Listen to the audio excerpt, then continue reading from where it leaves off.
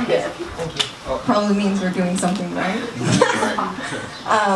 We have a really special speaker tonight. He's one of my really good friends, JC Doss. If you haven't met him, please get to know him. He's a really inspiring guy to be around because he always wants to improve upon himself, and he's like not afraid of anything. I think he's kind of fearless, and he's like always really adamant about getting constructive feedback, which is not so easy sometimes, but he has like really thick skin, so he's always asking for feedback to improve himself, and I really like that about him because it makes me want to be more like that. And he's really intelligent. He's worked really hard. He works really hard to put together these talks, and we're really lucky to have him here. Let's give a big round of applause for JC Doss.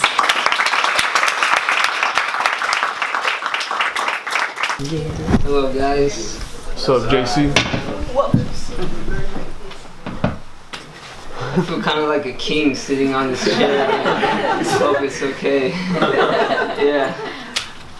So I'm going to talk about something kind of interesting today. You guys can all hear me? Yes, sir. Yeah. I'm going to talk about attraction and what makes somebody attractive.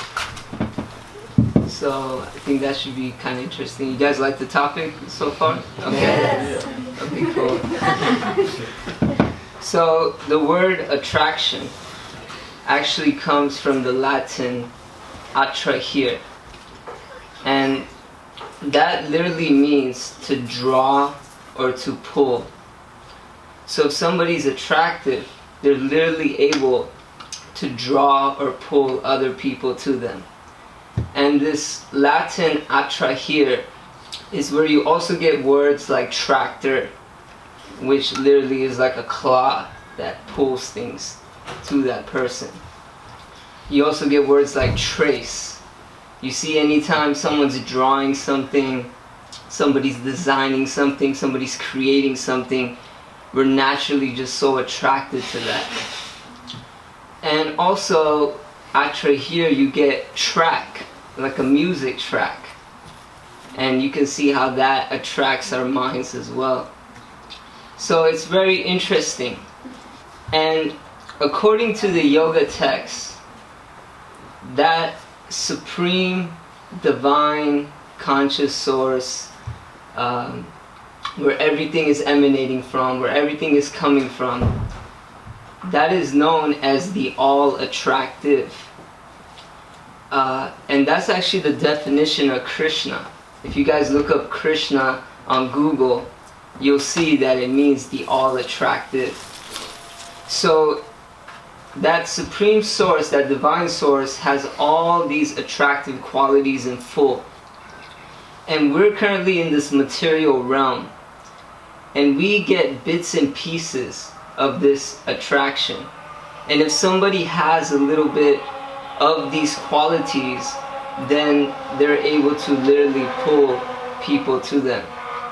And according to the yoga text, there's 6 major qualities that we're gonna discuss. So I want you guys to kind of guess what those 6 qualities are. And I can start with the first one, which is wealth. Anytime someone has a certain amount of money, a certain amount of wealth, we're naturally very attracted to that person. I sometimes do this experiment. I'll be like on a busy street and there's a bunch of people, and then I'll say to my mind, you see that person over there? That person has millions of dollars. And then my psychophysique nature is just sees that person in a different limelight all of a sudden, just because of that thought experiment. And I remember when I was 18 years old, my dad, he has a car business, so he's able to really hook it up with some cars. And I remember when I turned 18, I got literally my dream car. It was a Mitsubishi Eclipse. It was all black. limo tinted, lowered, rims, system, all that. It literally looked like the Batmobile. And when I was driving it, I felt like Batman. And I remember the type of attraction that it was creating simply from that. It was really cool. And just recently, so after moving to LA, I don't want to drive so much, so I just settled for a simple car. It was a 2008 Toyota Camry. Simple, nothing too crazy. And I was leaving it out in the sun a lot, so the paint was starting to chip off. So I had to give it back to my pops because he knew all these people that can fix it. And he had to give me a temporary car in the meantime. So he actually gave me a Mercedes-Benz. And I felt like I had some superpower. I remember I'll be like rolling to the temple and like spiritual communities, and I'll just like drive really slow. Just so people can kind of like, you know, just get a good look. And then, I don't know if you guys seen the Mercedes-Benz key, but it's amazing looking. It's like a diamond or something. And I remember I'd be like in the grocery store line, and I'll just kind of like let it dangle out my pocket, just so like the person from behind can kind of like see what I'm working with here. So that just happens, you know. It's pretty amazing. So wealth is one of the 6 qualities of attraction. So I want to ask you guys, for those who don't know and want to guess, what do you guys think are some other qualities that go in this list of attraction? Physical, emotional, Personality, beauty, Generosity. patience. Wow, okay, that's a lot of stuff. I heard one though, beauty. Beauty is definitely an attractive quality. Anybody who's beautiful, they're just naturally able to draw people to them. What else? We get health. Okay. Intelligence. Strength. Strength. Someone said intelligence? Yep. Okay. Yeah, so you guys are both right. So strength is the 3rd quality.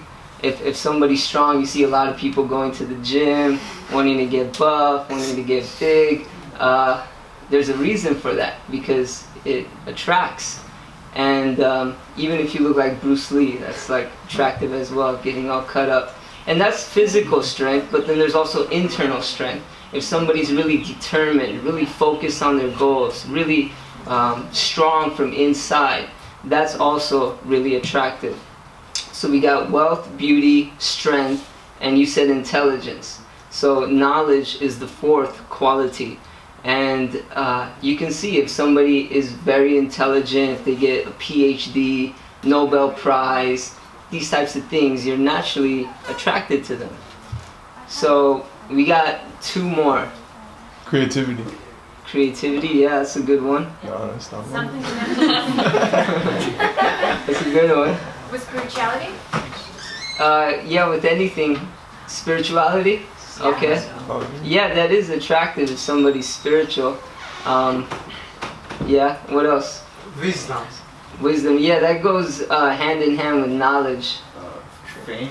Fame, yeah. Do you know the answers? Okay, just checking. Yeah, you're pretty on point.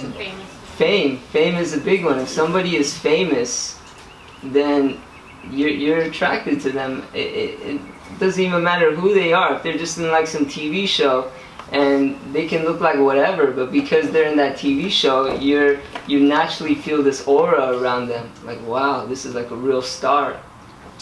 And I'll let you guys know what the 6th one is, because it's kind of hard to understand. But the 6th one is called renunciation. Do you guys know what the word renunciation means? Let go of. Let go of? Who said that? Okay, yeah, that's right. That's the right definition. So why do you think renunciation is attractive?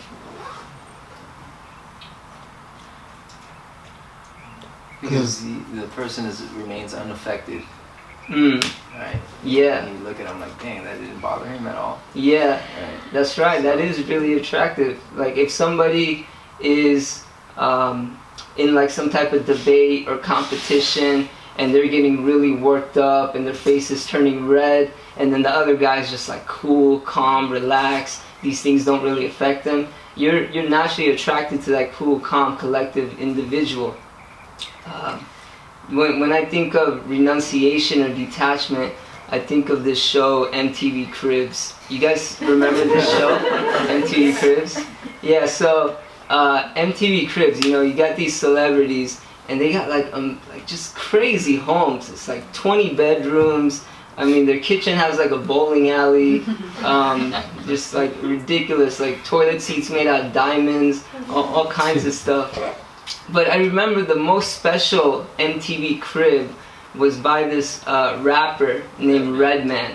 Did any of you guys see that episode? Yeah. So it was really amazing because Redman, he was living like in his grandma's house or something, and the whole place was like dirty. You try to like ring the doorbell, it doesn't work. There's like these two wires you gotta rub together, and that was really attractive because he has a lot of money, he has a lot of wealth, he's also been in movies, but it doesn't faze him, and he's detached. Even people like Warren Buffett or Mark Zuckerberg, I think he wears the same t-shirt every day.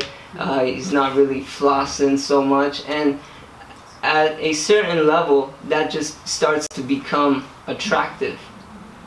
So these are the 6 opulences. Again, to recap, maybe you guys can help me. So we got wealth, Beauty, strength, knowledge, fame, renunciation. Yeah, okay. You guys are like really attentive. Really amazing. Cool. So now what does the yoga text say about this? Basically, these are all gifts that we get. These are all blessings that we get. But the yoga texts say that if we don't use these blessings for higher consciousness, then these blessings will become burdens. These gifts will actually become curses. And I don't really have time to discuss each and every single one, but I do want to hone in on one, and that's fame. And I want to talk about fame a little bit more today. Is that okay? Yeah, cool. So, to start off, I want to first mention a really good friend of mine who is or was a YouTube celebrity. He would have millions of views on every single video that he would post.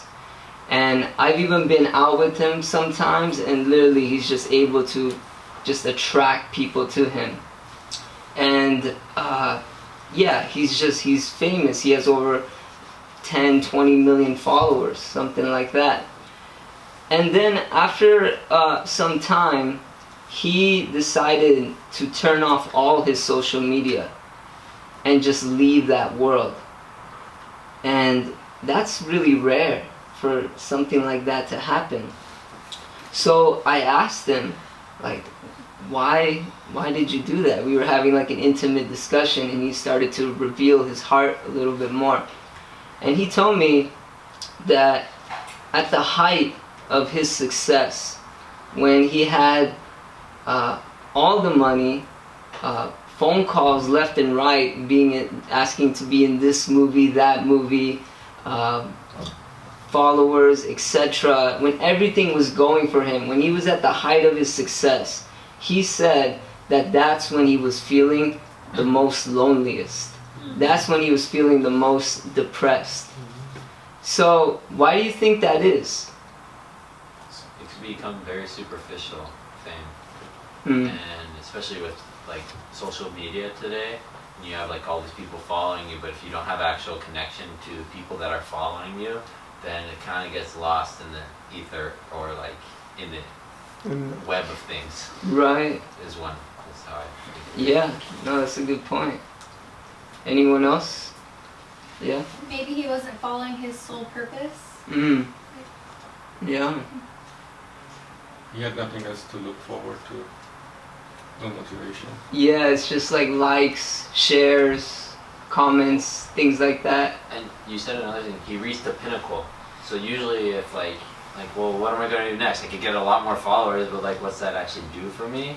So it's like if you reach your goal, like if you have a goal and you made it, now it's like, well, what next? Like, what should I do next? And then if you're listening to, if you're renunciant, like it sounds like he denounced these things that got him this fame, so he works on the next quality. Yeah, there's actually people who go to the Olympics, and the Olympics is such a high for those individuals that when they return back to their normal life, they enter this form of depression that they can't counter because there's no other high that can match that high. So these are some of the problems going on in the world. So I want to talk about this concept of celebrity and what it means to be famous. Celebrity actually comes from the word celebration. So that's what it means to be a celebrity. And there's a real interesting study on celebrities. First, I'll define what a celebrity is. A celebrity is basically the reward of those who have a pleasing and vivid exterior personality, or they have accomplished wonderful creations in their lifetime, or they attract attention to themselves by other means. A lot of people are falling into this third category these days. They're just doing whatever they can to try to attract people to them. We should always remember that at the end of the day, it's the endeavor that really counts, that really matters.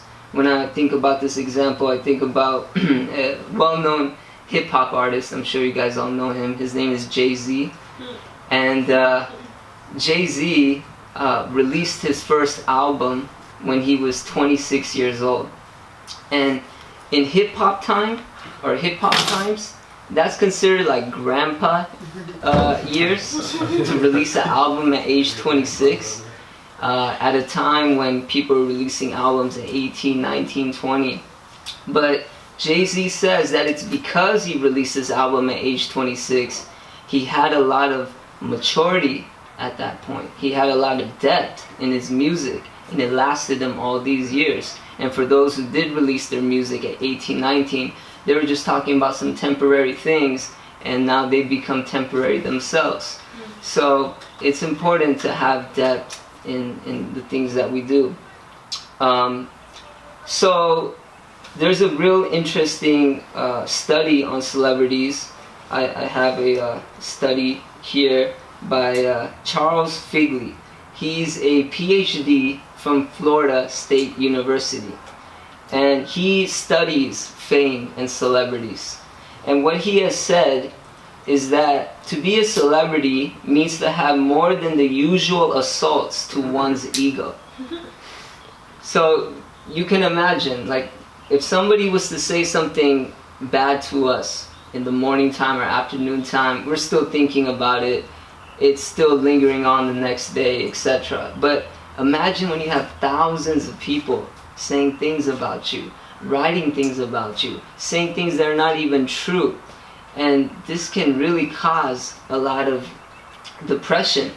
And again, this is a beautiful gift to be famous. It's a blessing, but now you can see it has all of a sudden become a burden. And so there's a list of some of the things that celebrities do feel that is really causing their depression.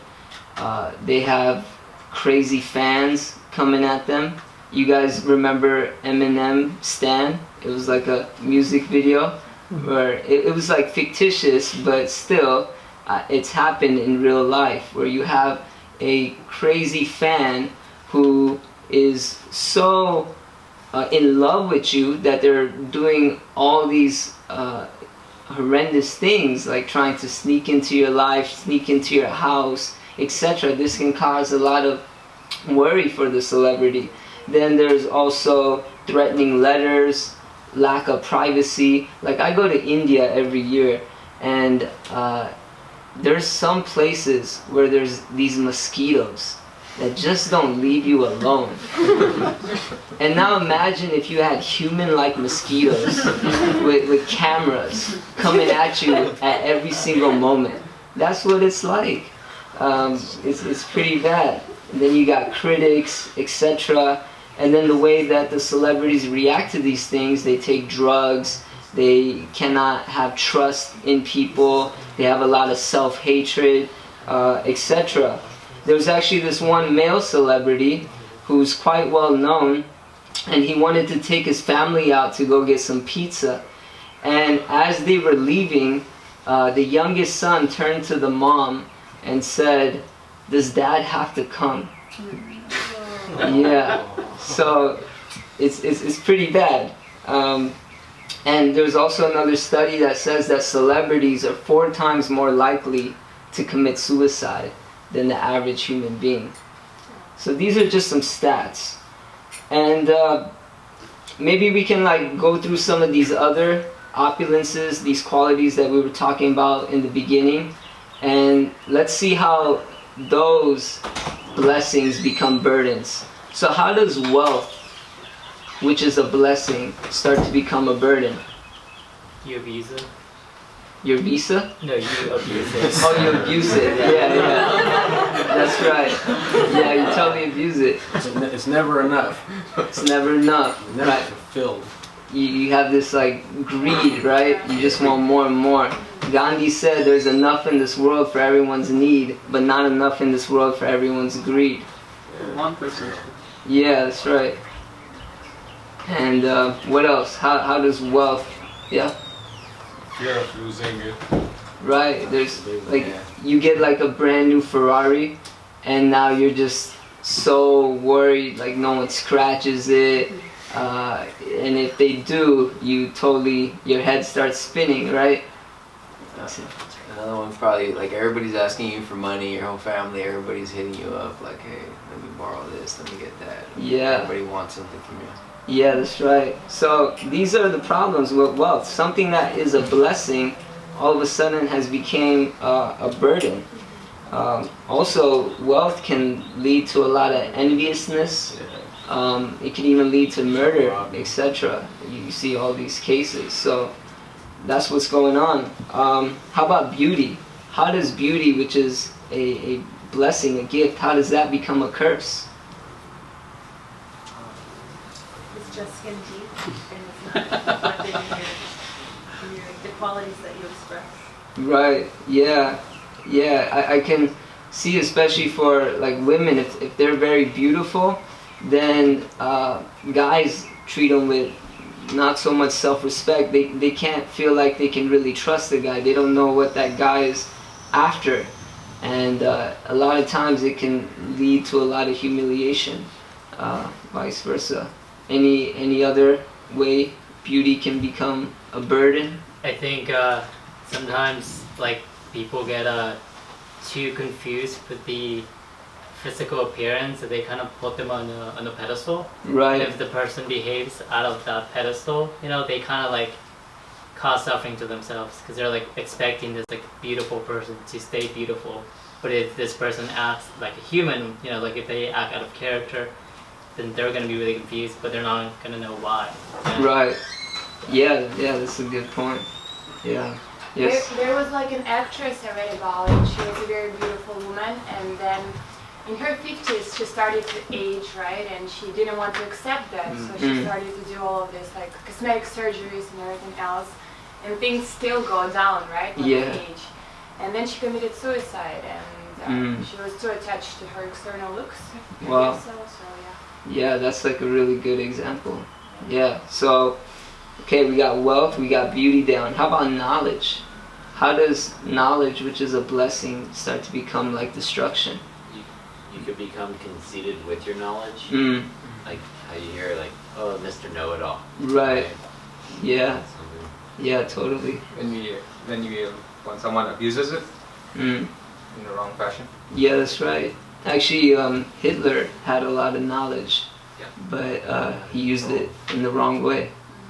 The same thing with Tesla. You know, like when he died, the government raided his house and took all of his inventions that were supposed to be used for like the greater good, but they apparently like they're using it for like weapons instead. So there's like his knowledge. He knew that a lot of the things he created were he opened up and said that they were equally destructive as constructive. Yeah. You know, and he had no power once he died. So I guess when people took his inventions, they used it to one end. So Yeah. knowledge can be dangerous that way. Yeah, that's right. Yeah, blessings into burdens. How about strength? How does strength, which is a blessing, to be fit, physically fit, how does that become a burden? If people always rely on you to be the one to like lift them up, like actually physically be there for them, or because the strength of for them, physical strength. So emotionally, always being dependent on someone else. Yeah. To lift you up. Yeah, that's right. And also, if you're very buff or whatever it may be, it can cause a lot of rage as well. You might want to just start fights with people, etc. You've seen that happen as well. Testosterone. Yeah, high testosterone. And And also with that, it's hard to maintain. I mean, it's similar to the beauty concept. If you're working out, then you could hurt yourself actually. right. You can become a bully too. Yeah, you can become a bully. I heard that the actor who played Wolverine, it was like the main reason why he stopped, because his training was so intense that he part of the reasons why he quit the character was because he couldn't deal with the training anymore. As he was getting older, he wanted like to just not like have his looks be such a big part of his like character, you know. Yeah, so it's a common thing that's going on. And then how about this sixth, opulence, renunciation? How does renunciation, a blessing, become a burden? If people take your advantage for letting go for every little thing, and it might even change people from being nice to greedy. Right. Yeah. I think if you don't understand what you're renouncing, then you could renounce things that you're like not sure if you really should or not. Right. So if you don't have the proper understanding to what you're renouncing, then that can be dangerous. Yeah, and you can even have like a lot of false ego for renouncing. You can look at other people and think, oh, like why does he drive this car? Why does he have this money? Look at me, I don't have any of that. I'm more advanced than him. So that can creep in as well. So these are all blessings that have become burdens. And so what's the solution to this problem? It's actually the topic of this talk. Use your gifts for a higher purpose, a higher service. Because the yoga texts explain that it's because we're using our gifts for selfish reasons that we're receiving these types of reactions. But if we become selfless and we learn to purify our passions, then we can truly do a lot of good in this world. So we have to turn internally, and we have to really work and start from within. And I think that's why it's important to have good circles around you, good community, good people around you, because then they can help you.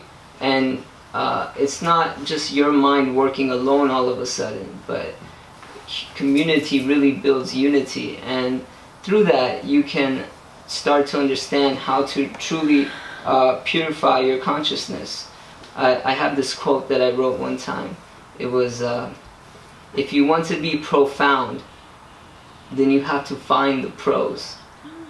You guys like that? Yeah, it's pretty good. Yeah. I see what you did there. Yeah, that's pretty good right there. Make it a t-shirt or something. Yeah, this actually reminds me I personally went through. So for the last 5-6 years, I've been living as a monk. I've been dedicating my life to more internal work. And before that, I was a music producer. I was working in the hip-hop industry, and I was making beats for film, television, and hip-hop artists. And I remember that I was trying to get my beats to a lot of these major artists, and I was getting some here and there, but all of a sudden there was this really major artist that wanted to get on one of my beats, and I got super excited. And at the same time, I was also becoming more awake. I think they call it woke, getting more, and getting more spiritual. So that was going on, and I remember like vividly. I sent him the beat. He wrote some lyrics to it. He recorded himself onto it, and then him and his manager sent the song back to me. And what was supposed to be the most exciting moment of my music career to date actually became the biggest turning point and the most disappointing moment, because as soon as I pressed play, it was all about drugs, drugs, drugs, kill, kill, kill, you know, calling woman this, woman that. And I realized if I take part in something like this song, this music track is going to go out there, and it's just going to lower the consciousness of the people. And karmically, I'm attached to that. So that's the day I actually decided to leave the music industry and enter the monk industry. But it wasn't a light switch. I didn't just decide like, okay, I'm just gonna become a monk, let me like jump into the temple. There was a period where I was doing a lot of questioning, etc. And I needed to find a new job. So I started to do music meditation therapy to autistic children. And I would go to their homes, I would spend a few hours with them, and we would try different types of meditations. And these autistic kids, high functioning autism means that they're kind of normal. Low functioning autism means they're very wild. They throw things, they bite people, etc. I was dealing with the low functioning autistic kids, and nothing seemed to calm them down. But as soon as I started doing some music meditation, I would actually chant mantras like this. I would play different sounds, different frequencies, and I could see that they would all sit down peacefully, they'd become quiet, and that's how I started to grow a lot of faith in this music meditation, the sound frequency. And I thought it was really amazing. And so that led to greater things. Now we have a program at the University of Southern California. It's the Music Meditation Club, and we meet once a week, and we work with the students. We have different music meditation sessions. We feed them vegan dinners. It's kind of like here, over there. And I've had students literally come up to me, some just crying with tears, saying, "Thank you, this was everything I was looking for." One student told me I was on the verge of suicide, but this club, this program has helped me. So this is how you can actually purify your gifts and your talents, by just doing greater good for the world. And then you'll see the different types of blessings that you receive. You'll receive even more blessings. So we should live our life in this way as much as possible. I have a quote that I wrote in my room, and I look at it every day. And if you guys can take away one thing from this whole lecture, I would say it would be this quote. So I've written, it's not like anything special or big, but it really works. Live your life as if you're being filmed 24/7. Because what that's going to do is completely change the consciousness of all your activities. You are going to feel that every action that I'm doing is now important. Whatever it is I'm doing is important. And who knows, when we leave our body, we might go to some spiritual party, and there might be some VCR there, and these higher beings will be like, okay, let's pop the cassette in, and everyone might watch it. So let's live extraordinary lives, incredible lives. Your legacy is determined by your legs, and so we should really work as much as possible to purify ourselves, to use our gifts for higher consciousness, higher abilities, and like that we will live very peaceful, happy lives. So I think I'll stop there. Thank you.